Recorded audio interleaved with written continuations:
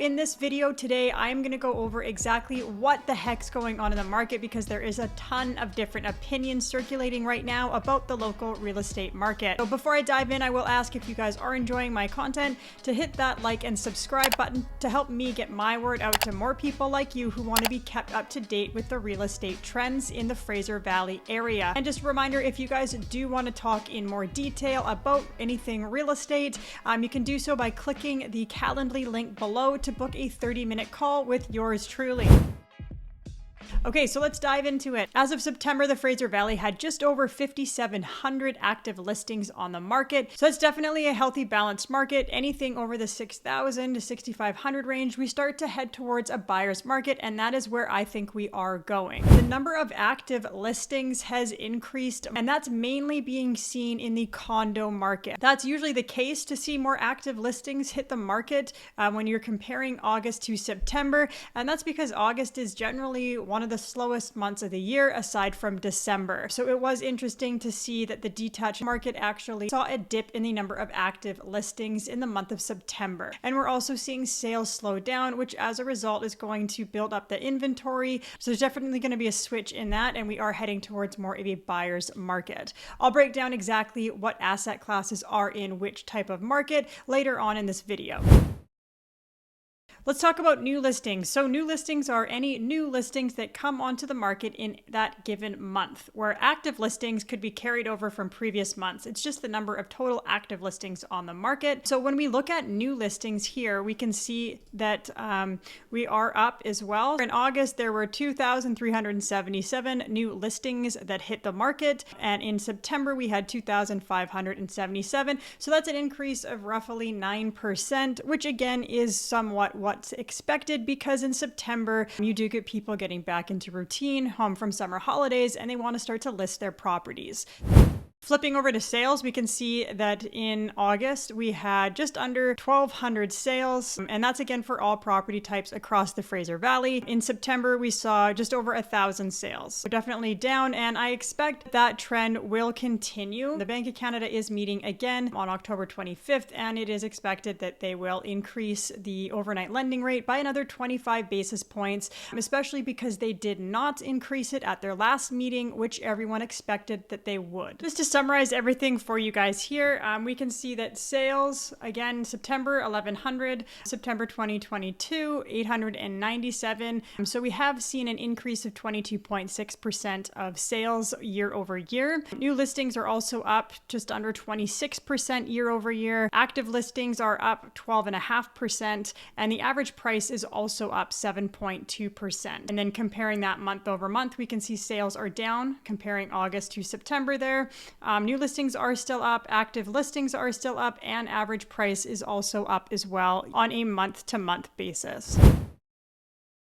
Let's talk about benchmark sale prices. So despite the rate increases that we've seen this year and the increase of active listings as well, when we look at a year-over-year base, all asset classes, so single family homes, townhomes, and condos have increased. When we look at a month-to-month basis, so comparing September 2023 to this past August 2023, the detached housing market and the condo market have decreased when looking at the benchmark sale price in the valley. However, townhome sale prices have increased month over month. So townhomes are actually quite hot right now. And that leads me into my next topic, which is a sales to active ratio. In both the Fraser Valley and Langley, the townhome market is sitting at a 30% sales to active listing ratio. That's what measures the absorption rate. So anything between 12 to 20% indicates a balanced market. So for townhomes, they're sitting around the 30% mark for both the Valley and Langley, and that indicates a seller's market. So there is still high demand for townhomes in the Valley. Detached are sitting at 12.6%. I would consider 12.6 a buyer's market. So there are some good deals out there in the Valley and the Langley area for a detached home if you are in the market for something like that. Townhomes are at 30.3%. That's a seller's market. And condos in the Valley are sitting at 24%. So that again is a seller's market. Looking at Langley, detached are at 17%. So that's more of a balanced range, but the way trends are going, I expect that to hit a buyer's market before the end of the year. Townhomes are sitting at 36%, which is quite high. So Langley townhomes are hot right now, and condos are sitting at 30%, which again is a seller's market. Talking about average days on the market, so that's the time it takes to sell a home on average. All asset classes are hovering just below the 30-day mark, with townhomes coming in at the lowest amount of 24 days on the market. Detached homes are taking on average 29 days to sell. Condos are taking 24 days, and townhomes are the lowest at just 23 days on the market. I wanted to bring some personal experiences forward with you guys and just have a conversation of where I think that the market is heading. Again, mainly because we're hearing so many different opinions in the news right now. I'm already getting phone calls from my clients that are a little bit nervous about when they have to go renew their mortgages. So those people that bought in 2021 and 2022 that are on a fixed term mortgage, they're going to be up for renewal over the next year and a bit. So using it as an example, in 2021, rates were around 1.5% to 2%. So when those people go to renew their mortgage, they're going to be looking at more of a 6 to 7%. Now that is a massive change on a month-to-month basis. Your mortgage payments are going to go up quite substantially. So I do think that in the next year or two, we may start to see some people that have to downsize, because again, when they purchased their mortgage in 2021 and parts of 2022, there are cases where they purchased at a higher price than their home may be valued at today, especially when you're adding in property transfer tax and realtor commissions.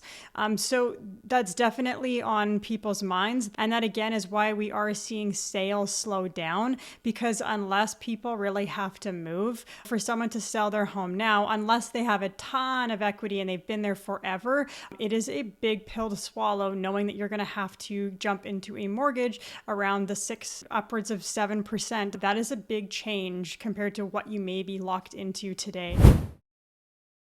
Some personal experiences I want to share with you to help shine some light on what's going on locally. So I recently listed a townhome in Walnut Grove. It was a 55 plus complex. Now my clients had done some really nice renovations, but we didn't really know what to expect. I know that I said townhomes are the hottest asset class right now. However, when you move into the age restricted category, you do have a smaller buyer pool, obviously because you're not attracting families and young couples. So anyway, I listed it on over the Thanksgiving weekend, and we had 3 showings that weekend. Out of the 3, 2 people actually wrote offers, and we were able to sell that property for $15,000 over asking. And we also were able to have the ability to adjust the dates forward or backwards if need be. And we priced it actually higher than the last sales because they had done renovations, but we definitely did not underprice it to try to produce that. And the fact we only had 3 people in and 2 people wrote offers, there's obviously, buyers that are ready, willing, and able when the right product does come forward.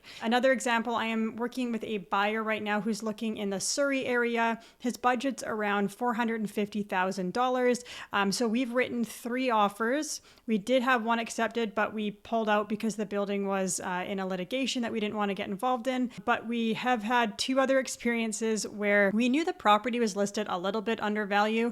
However, come offer day, which I don't know why those agents are using that strategy still. That's kind of a dated strategy in my opinion. Come offer day, there wasn't any other offers. We were the only offer. And so in one case, we got countered $40,000 over the asking price.